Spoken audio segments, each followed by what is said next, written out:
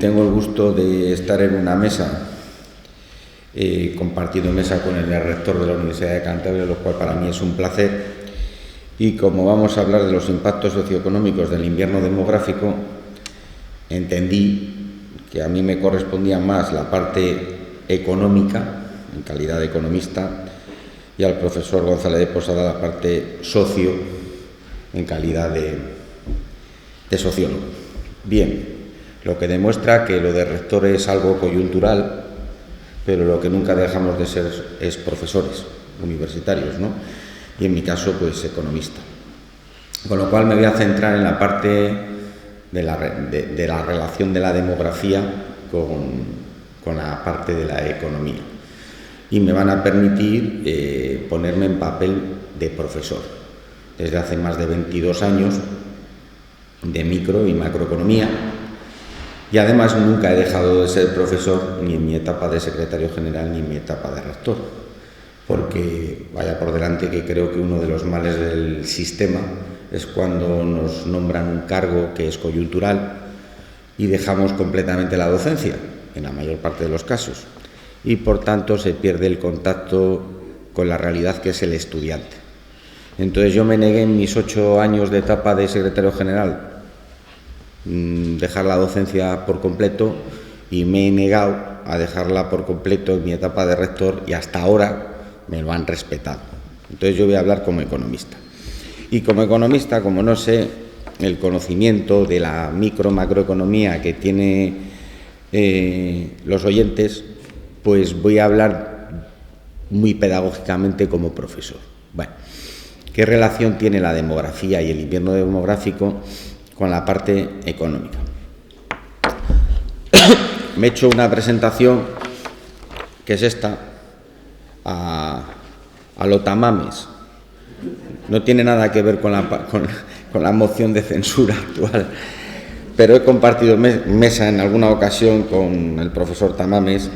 Ya me gustaría estar a la mitad de la altura, y siempre me sorprendió que ponía 4 notas y tenía 1 hora de conferencia, digo.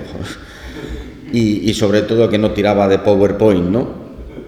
Que como escuché una vez en el campus de Soria de la Universidad de Valladolid a una persona también relevante, dice: ¿tienes algo que decir o vas a poner un PowerPoint?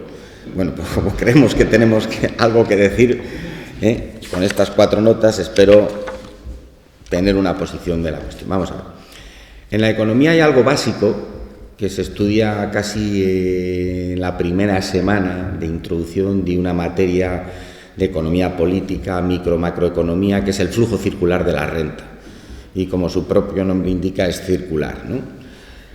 La renta nacional, el Producto Interior Bruto, el Producto Nacional Bruto, dejando a un lado cuestiones puramente técnicas, es el valor de toda la producción en un país en un determinado periodo.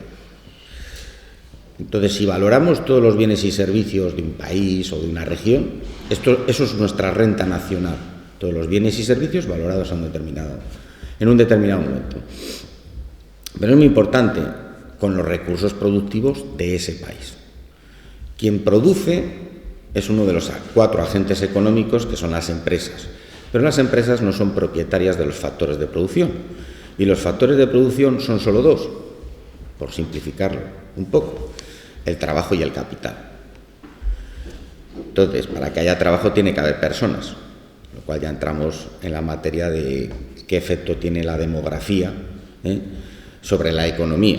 Entonces, hay una función de producción: a más trabajo, más producción, lo cual parece obvio. Hay una relación directa entre el trabajo y la producción, ¿no?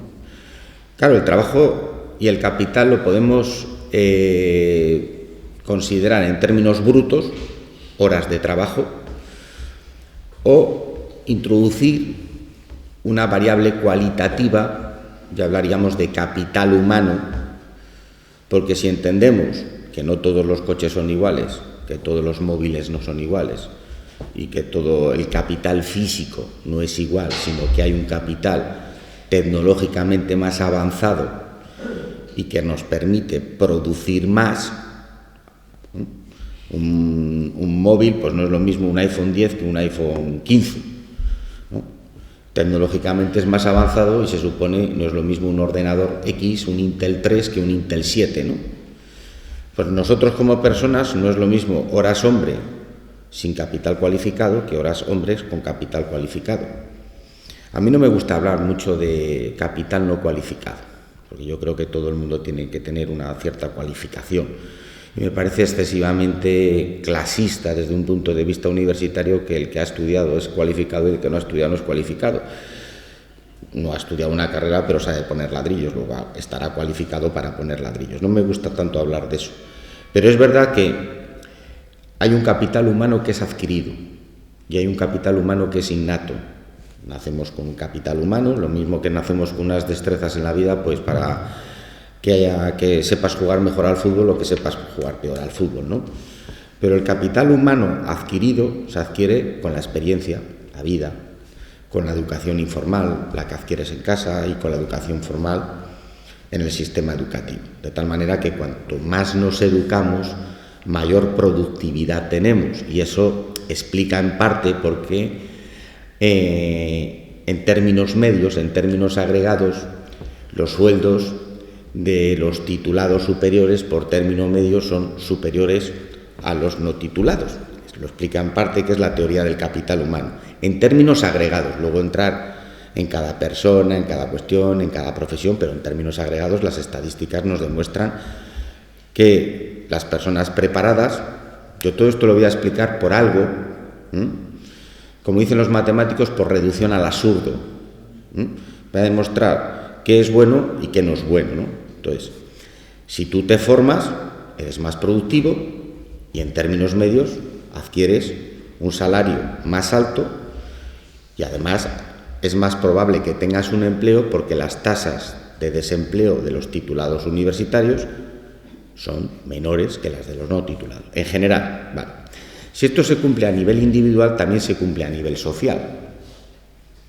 Con lo cual, un país que tenga personas más cualificadas tendrá una productividad global el país mayor que un país que no tenga personal no cualificado. Bien. Dicho esto, si el valor de todo lo que se produce tiene que remunerar los factores y los factores son propiedad de alguien, ¿quién es ese alguien? Pues nosotros, las personas, lo que llaman en macroeconomía las economías domésticas. Somos propietarios de nuestro trabajo. Nosotros ofrecemos en el mercado de trabajo nuestras horas y nos remuneran. Nosotros ofrecemos trabajo, no demandamos trabajo, lo cual es una confusión. Nosotros demandamos un puesto de trabajo, pero el trabajo es propiedad nuestra. Nosotros tenemos una mercancía que la ofrecemos en el mercado y el mercado nos remunera. La oferta de trabajo es nuestra, la demanda de trabajo es de las empresas y remuneran ese factor en función de su productividad. ¿Correcto? Bien. A mayor productividad las empresas demandan más trabajo. Con lo cual, el mercado nos remunera, flujo circular, al trabajo y al capital. Nos remunera a nosotros y con esa renta pagamos impuestos. Consumimos, ahorramos. Las empresas toman prestado, invierten. El sector público gasta porque tiene unos ingresos de nuestros tributos y consume, ¿no? Y el consumo y la producción tienen que coincidir, tienen que estar en equilibrio. No se puede producir lo que no se consume y si se consume más de lo que se produce, aumenta la renta nacional. Con lo cual, si baja la población nacida, si baja la tasa de natalidad, tenemos dos efectos. Uno, que hay menos población activa, hay menos recurso productivo en la economía nacional y en la economía cántabra. Particularmente Cantabria es una región con una densidad de población por debajo de la de España y por debajo de la de Europa.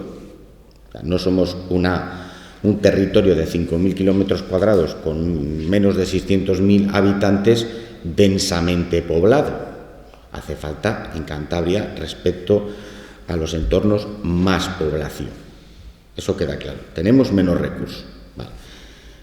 En los últimos 10 años, que no es un siglo, son 10 años, la tasa de natalidad en Cantabria ha bajado un 40%. En 10 años.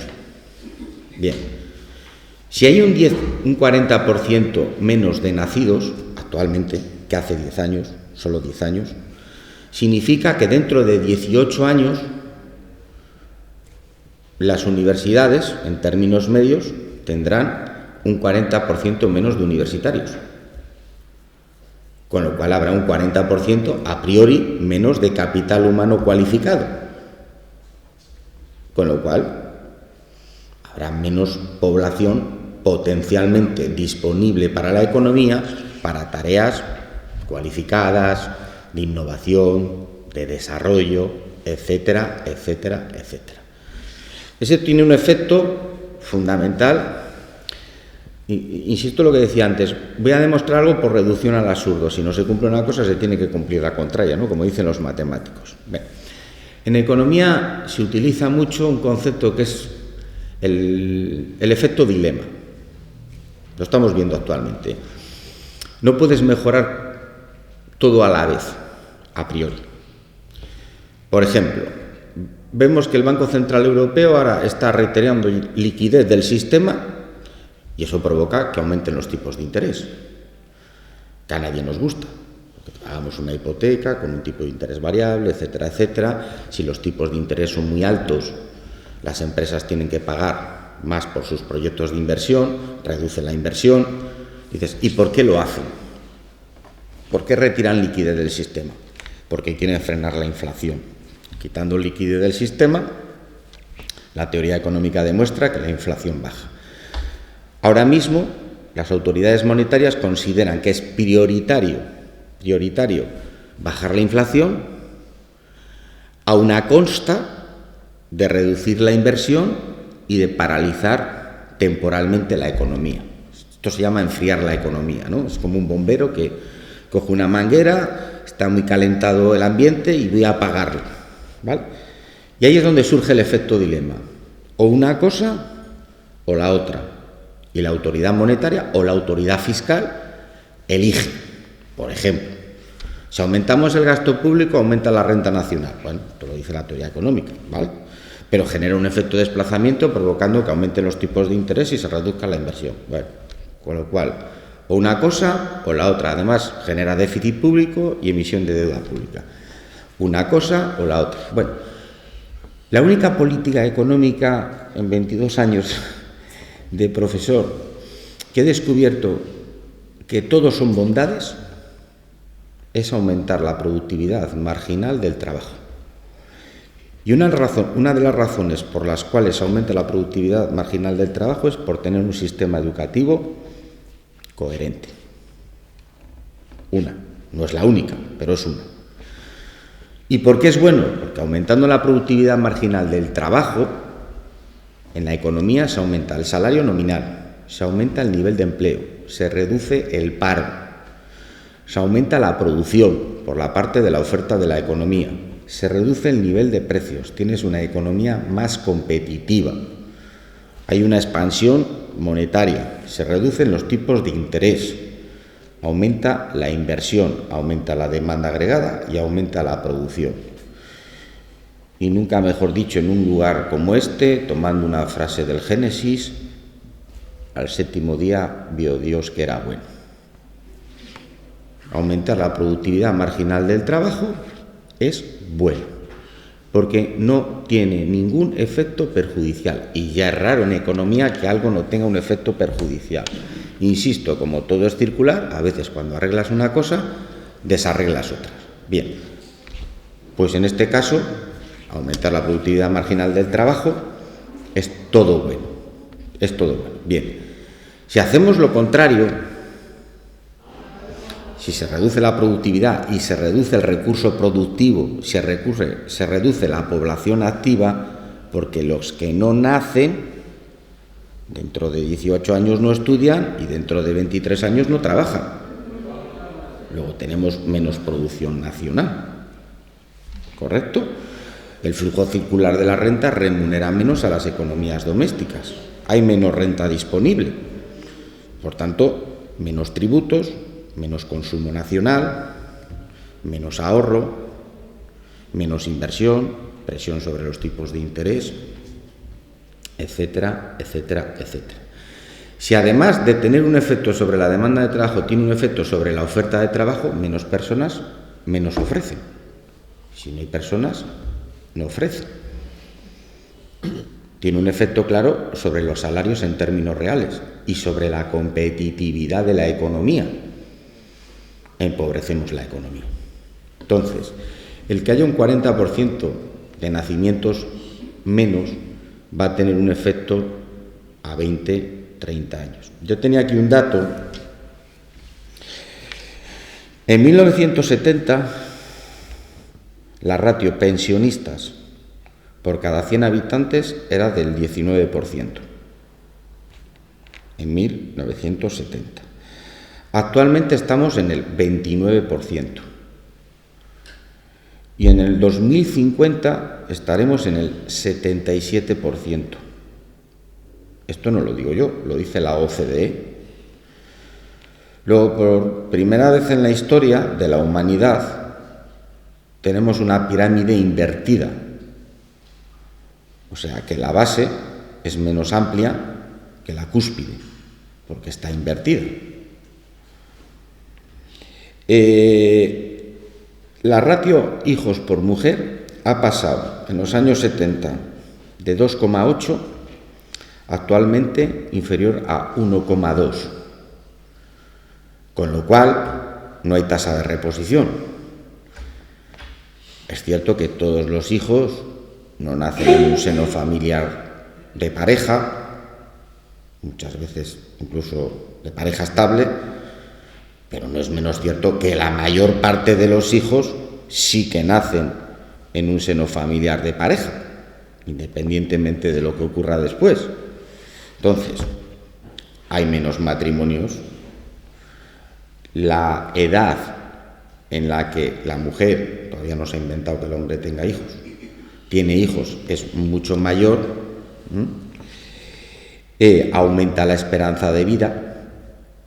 Si tenemos una pirámide invertida y tenemos una mayor ratio de pensionistas por cada 100 habitantes y una pirámide invertida, eso se genera una presión sobre la población activa en un sistema como el que tenemos en este país y en la mayor parte de los países de reparto, no de capitalización, porque las jubilaciones actuales las pagan los que están trabajando y cuando estemos jubilados nos pagarán los que estén trabajando.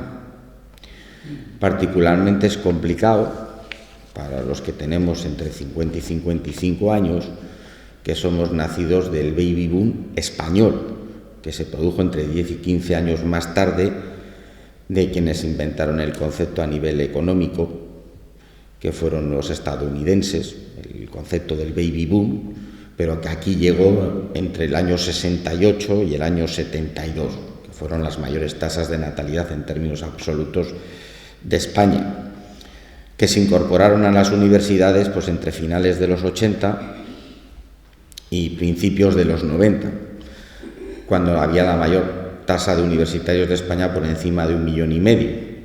Nos acordamos que en aquella época había muchos universitarios y entre 25 y 30 universidades menos en España que las que hay actualmente, lo que implicaba que algunos de los que están aquí habremos ido a clases en universidades donde éramos 350 o 400 en clase y había que ir a las 8 de la mañana a coger sitio, porque si no, no tenía sitio, ¿no? Entonces, espero con esto pues haber situado a grandes rasgos el efecto pernicioso y perjudicial que supone no mantener como mínimo la tasa de reposición. Decía antes que invertir en un aumento en la productividad marginal del trabajo es todo bueno y hacer lo contrario pues es todo malo. ¿Por qué los gobiernos en general, y yo no soy afiliado a ningún partido, no entran en una política de este tipo? Porque bueno, El largo plazo en economía no es como en contabilidad, más de un año. No, el largo plazo en economía son 15 o 20 años y como los ciclos electorales son de 3 o 4 años, pues está el mercadeo electoral. Pero si hubiera pactos de Estado, como tenía que haberlo sabido desde hace tiempo, porque el problema que tenemos ahora no ha surgido en diciembre, viene surgiendo desde hace tiempo. Entonces, como no cambiemos la dinámica, hay varias ideas para cambiar la dinámica, para que al menos, lo hecho está, tiene poco arreglo, pero que al menos se cambie la dinámica para que en 15 o en 20 años tengamos otra dinámica más positiva. Eso desde un punto de vista económico. Así que...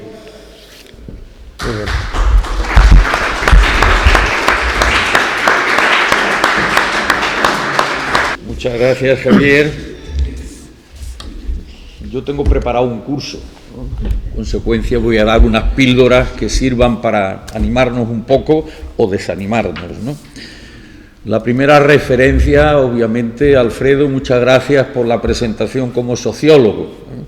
Creo que es la primera vez que me plantean con esta categoría. Yo estuve con don Ángel Herrera desde el año 61 hasta su fallecimiento, prácticamente, con la transición por el cardenalato. Y lo que aprendí, sobre todo, a mi juicio, es que en don Ángel coexistían dos almas. El alma de la aceptación plena de la sociedad en la que estaba inserto, en aquel momento, ¿no?, la España de Franco. Y otra alma, la de la revolución orientada hacia el apostolado social. Con lo cual estaba, en alguna manera, pues, negando su actuación previa a la República, su fracaso político de la República, su salida hacia el sacerdocio, hacia Europa, la suerte, entre comillas, de no haber tenido que sufrir aquí la guerra civil.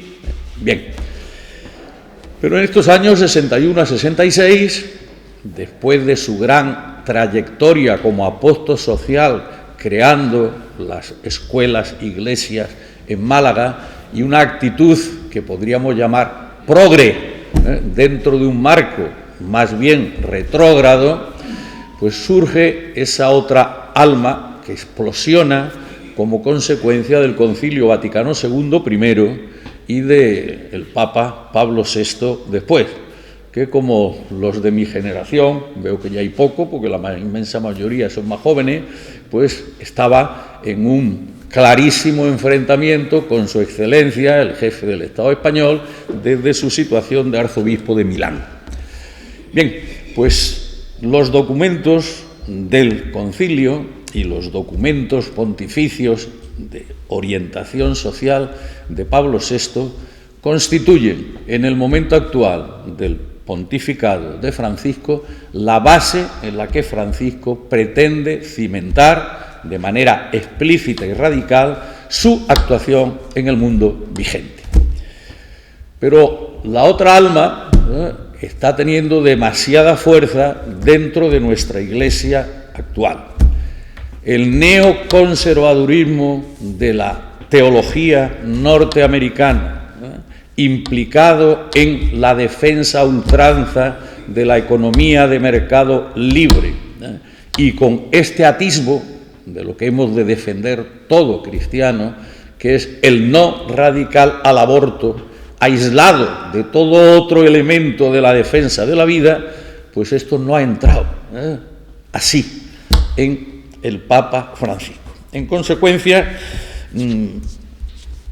yo quiero defender la segunda alma, que es la que no tenemos suficientemente claro ni en la ACDP, ni los que serían más herederos, pero lo son menos, que es la Fundación Pablo VI.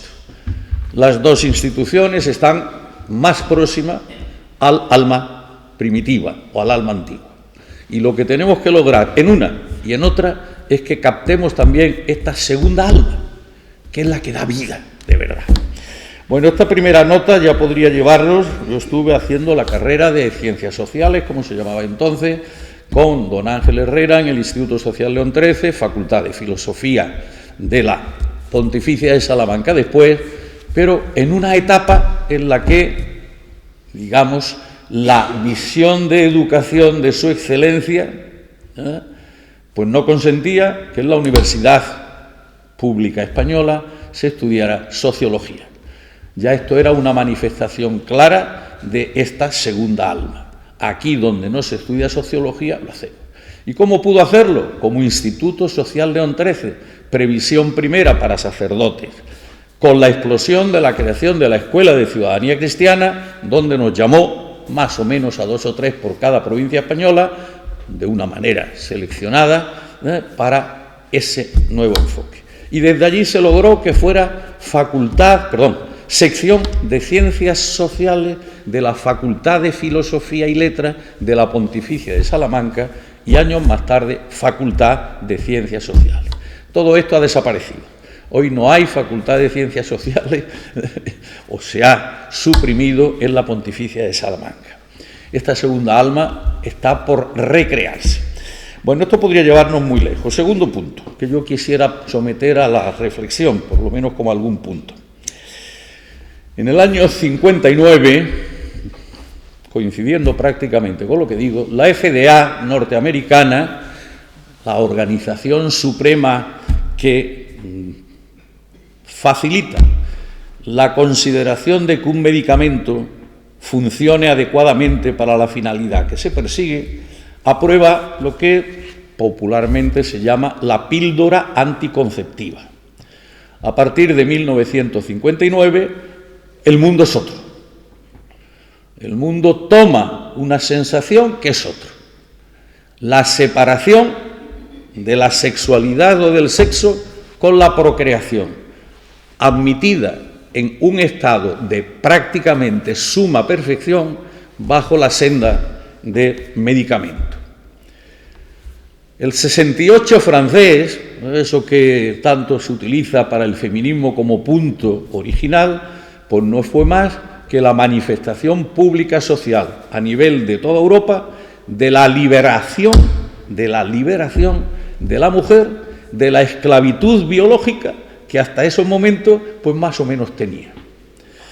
Bueno, ¿y esto qué quiere decir? Pues que quiere decir también, de acuerdo con el Papa Francisco, en su expresión de todo está relacionado, que cualquier tema que toquemos, sea de economía como tan magistralmente nos has expuesto, sea de sociología, sea de política, siempre hay una conexión.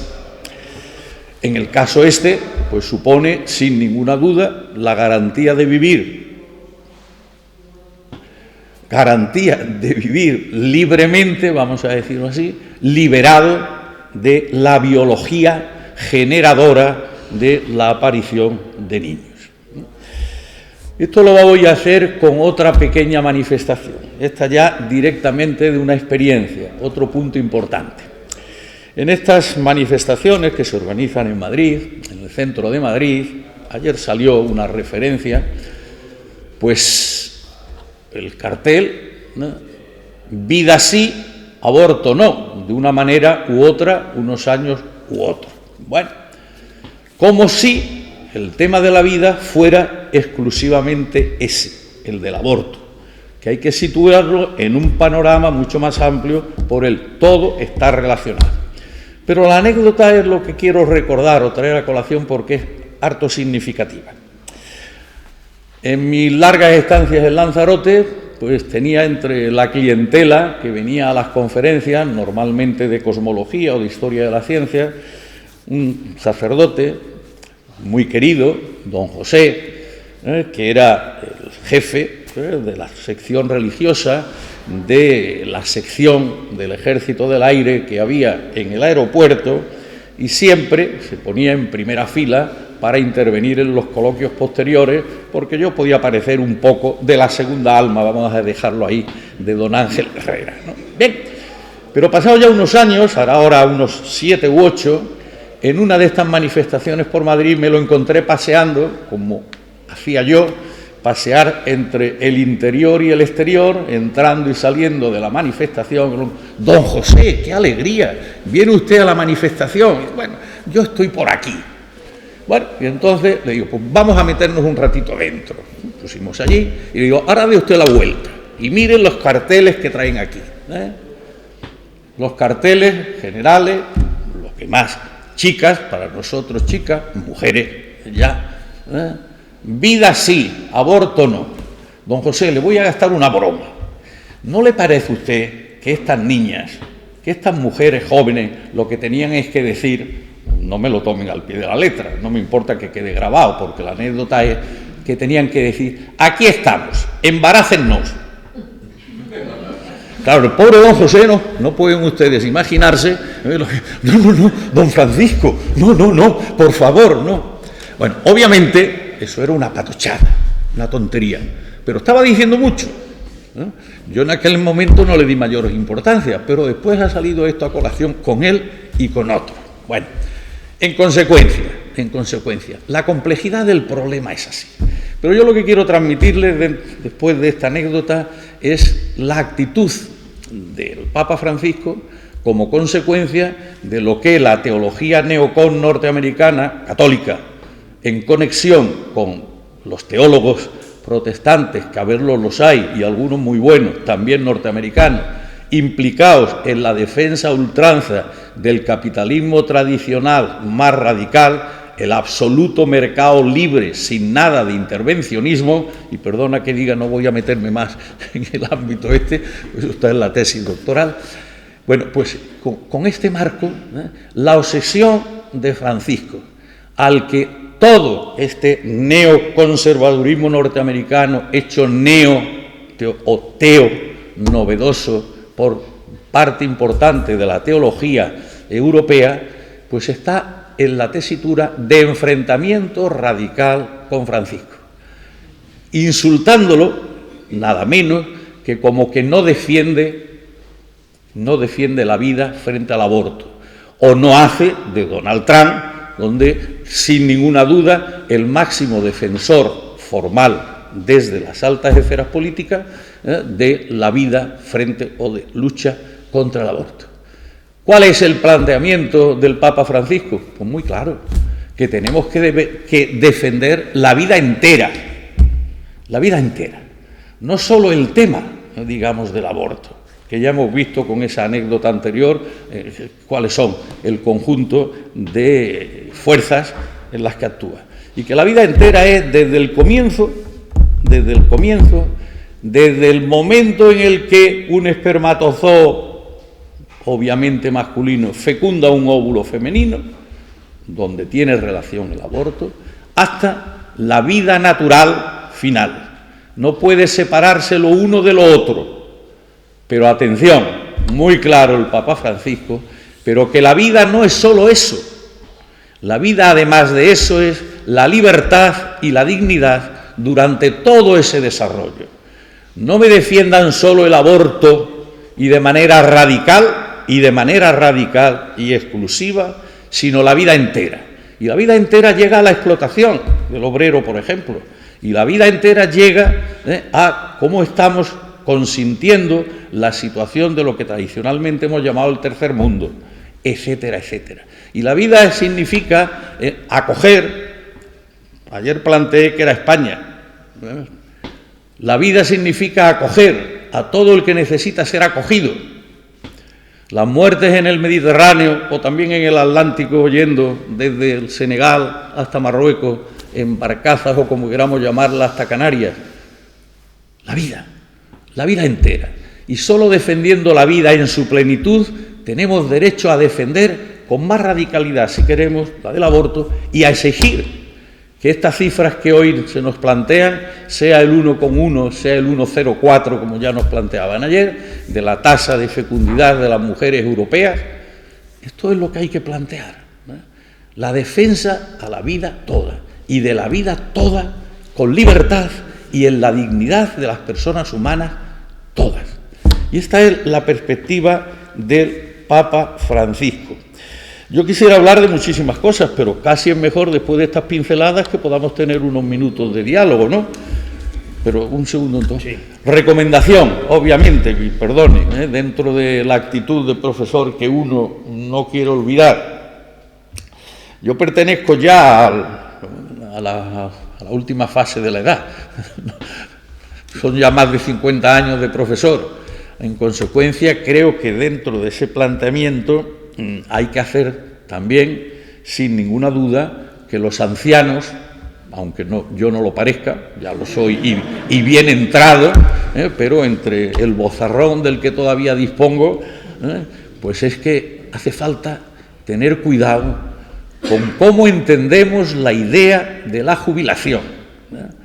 Cuando ahora estamos discutiendo en toda Europa, de manera excepcional, en la Francia de estos días, la hipotética decisión de pasar de los 62 a los 64. Pero bueno, pero ¿cómo es posible que esto se esté pidiendo a gritos y paralizando un país entero? Si lo que hay es que dejar trabajar, otro tema es en qué condiciones, cómo consentimos las acciones sindicales, cómo a los 64 años ya hay que negarse porque a los 62 tenemos que tener derecho a la jubilación. Yo tengo ya 81 y no tengo ningún inconveniente en decirlo, ¿no? Pero yo no voy a consentirme dejar de trabajar. Que lo haga gratis et amore, bueno, eso puede ser secundario, pero está claro que esto no se puede parar, ¿no?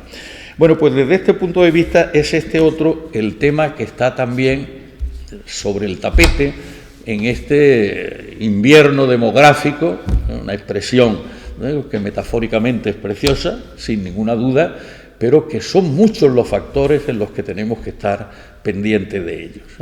Bueno, muchísimas gracias.